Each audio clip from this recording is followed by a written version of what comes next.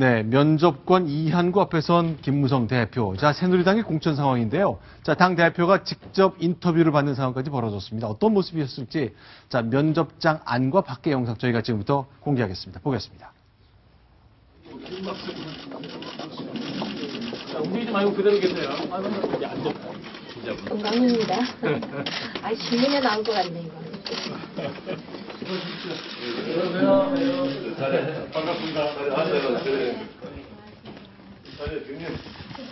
자, 김무성 대표가 이제 반장이 된 듯한 역할도 하네요. 차렷 경례까지 했습니다. 우리 찍을 일이 아니고 저쪽에. 사진 찍을 때는 좀 훔쳐도. 아니, 말했습니다. 근데 거리가 너무 멀어서 잘 들릴지 모르겠어요. 예, 오늘 이제 그 김무성 대표, 당 대표가 네. 그 모든 의원과 마찬가지로 예외 없이 그 공천심사위원회 면접을 받는다라는 정신에 따라서 네. 그 면접에 임한 건데요.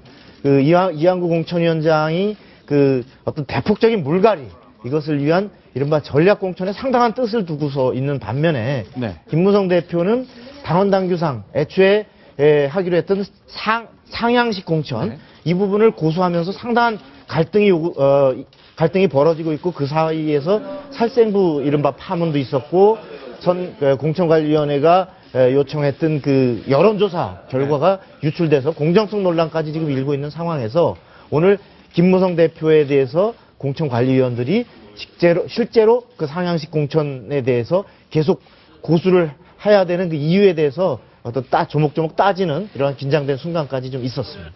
많이 웃네요. 뭐 속은 부글부글 할 상황이잖아요. 네, 일단은 면접관 앞에서는 잘 보여야 하니까요. 일단 네. 웃음을 많이 띠고 그리고 아까 말씀하셨지만 이제 5명의 예비 후보들의 어떤 반장 역할까지 했습니다. 차렷 경례 구호까지 했었고요.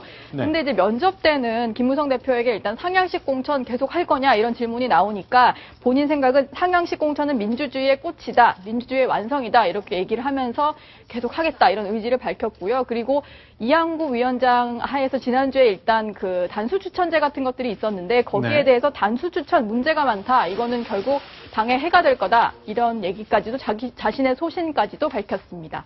자, 궁금한 것은요. 지난주에 김태환, TK의 3선이라는 친박의 김태환 의원을 이제 배제시키는 결정을 내렸잖아요. 이제 궁금한 게요. 그러면 새누리당은 상향식 공천하겠다 그랬는데 이렇게 이한구 공천관리위원장이 결정을 하면 상향식 공천의 큰 틀은 깨졌다고 봐야 되는 겁니까? 깨질 가능성이 상당히 높은 거죠.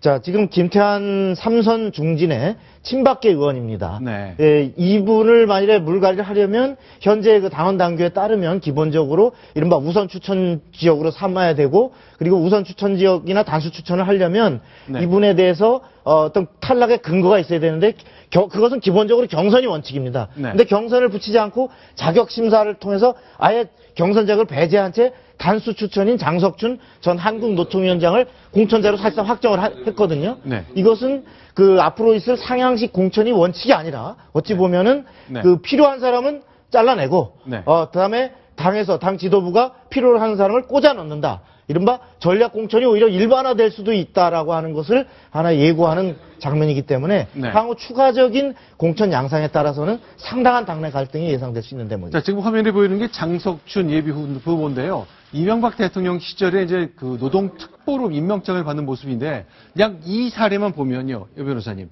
친박 중진을 잘라내고 MB 때의 사람을 넣는 것처럼 보이거든요. 이게 오히려 이제 좀 성동격서의 느낌이 좀 나기도 합니다. 결국은 김태환 의원을 자르는데 그 의미가 있는 거지. 네. 뭐 장석춘 전 위원장을 공천하는데 큰 방점을 두지는 않을 것 같습니다. 네. 결국은 이렇게 읍참마속이라 그러나요? 네. 이런 심정으로 친박 의원도 이렇게 자른다. 앞으로 대대적인 물갈이를 갖다가 해도 아무 소리 하지 말라. 네. 이런 예고편을 할 수 있겠죠. 자, 그러면 일단 김윤환 허주의 친동생인 김태환 의원인데, 자, 일단 이의 신청했거든요. 이제 승복이 잘 안 되는 겁니까? 아니면 앞으로 좀 어떻게 될까요? 앞으로 이런 일들이 계속 될 때마다 이의 신청하고 저희가 좀 영상 또 추가로 준비하겠습니다만 항의하는 분들도 굉장히 많았거든요. 이렇게 그 당사자들이 이의 신청하는 경우는 과거에도 종종 있었고요. 네. 실제로 그 2004년 총선 때도 상당 부분 이의 신청을 하고 재심을 통해서 일부 의원들을 받아들이기도 했습니다. 네. 그러나 그것은 그 당시에 워낙에 사실은 어떤 객관적인 잣대라기보다는 갑작스럽게 이루어진 상황이고 또 역학관계가 작용하는 건데 네. 지금은 공천관리위원회가 확실하게 지금 어떤 친이도 아니고 친박 의 의원을 공천을 물갈이 한 거기 때문에 아마도 확고한 이미 공천관리위원회의 방향이 서 있기 때문에 받아들여질 가능성은 거의 없다고 보는 게 맞는 것 같습니다. 자, 지금 화면에 보이는 분이 이제 종로에 출마했던 예비후보 김막걸리시죠? 네, 그렇습니다. 종로에 일단 박진, 오세훈, 정인봉 이 세 사람이 경선을 치르게 되면서 김막걸리 후보는 경선 이제 컷오프가 됐는데요. 오늘 네. 당사를 찾아와서 저렇게 격렬하게 항의하는 모습, 항의를 하다가 제지당하는 모습을 볼 수가 있었습니다. 네. 그리고 뭐 김막걸리 후보뿐만이 아니고요. 부산 사흘에 일단 네. 당을 옮겨가지고 조경태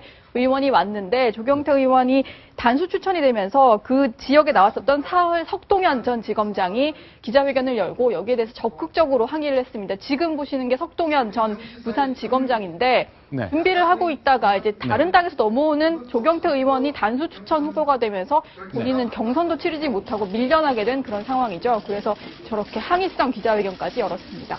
근데 근본적으로요, 이제 여권을 보는 이제 시청자들이나 국민들이나 여당 지지자나 또는 야당 지지자들이 볼 때도요, 자, 김종인 대표가 주도하는 야당에서는 뭐 이런저런 스토리도 만들어지고 영입도 하고 전략 공천도 하고 승복도 하고 뭐가 복닥복닥하게 많이 움직이는 것 같은데 새누리당은 아직 룰 싸움 계속하고 있는 것 같거든요. 그러니까 저기 그 야당은 어떻게 보면 김종인 대표가 지금 정권을 행사하고 있기 때문에 네. 어떤 잡음이 나오더라도 김종인 대표의 어떤 공천권과 비례대표 공천권 이런 걸 확 누를 수가 있는데 네. 지금 여당은 공관위원장이고 대표가 따로 있고 또 두 사람 내세우는 게 완전히 다르지 않습니까? 네. 근데 두 개 다를 보면요. 좋은 면에서는 다 일리가 있어요.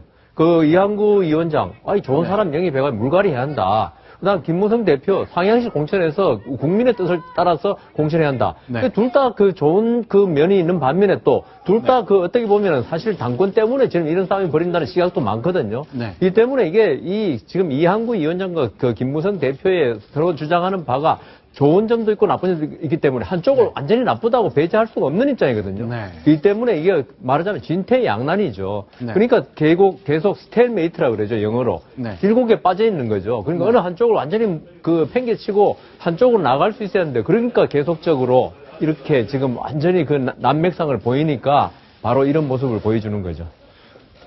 지금 이게 그러니까 제도상으로 보면 사실 상향식 공천은 네. 우리가 그 공천 때마다 권력자들이 자기 사람 심고 그 미운 쪽 쳐내는 이런 것이 되풀이되지 않기 위해서는 상향식 공천, 이른바 경선을 통한 이것이 원칙이다라는 것이 사실 새누리당에서도 원론적으로 합의가 이미 돼서 네. 통과 당원 단계에 반영이 돼 있는 사안입니다. 네. 그럼에도 불구하고 왜 이런 분란이 일어나는가? 이것은 제도의 어떤 장단점이 문제가 아니라 네. 실제로 칼을 어디로 겨누고 있는가?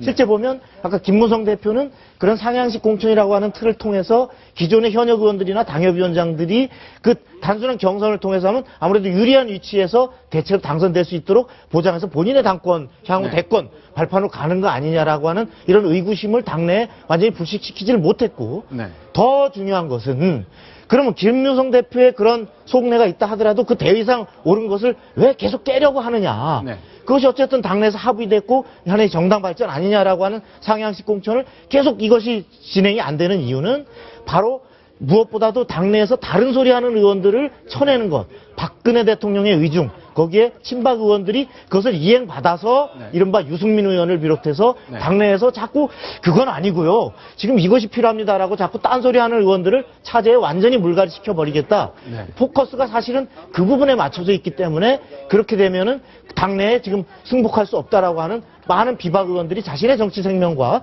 이런 것들을 국민의 일반의 지지를 얻고서 이것을 당내 그 권력 투쟁으로 가고 있기 때문에 네. 이것이 지금 단순한 옳고 그름의 문제가 아니라 현실의 권력 투쟁으로 가고 있는 겁니다.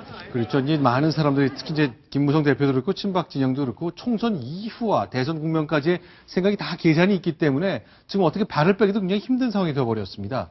과연 어떤 해법을 낼지 해법이 있긴 있는 걸까요? 자, 좀 더 여당 상황 좀 더 지켜보겠습니다. 자, 다음엔 야당 얘기 좀 살펴보겠습니다. 순위 확인합니다.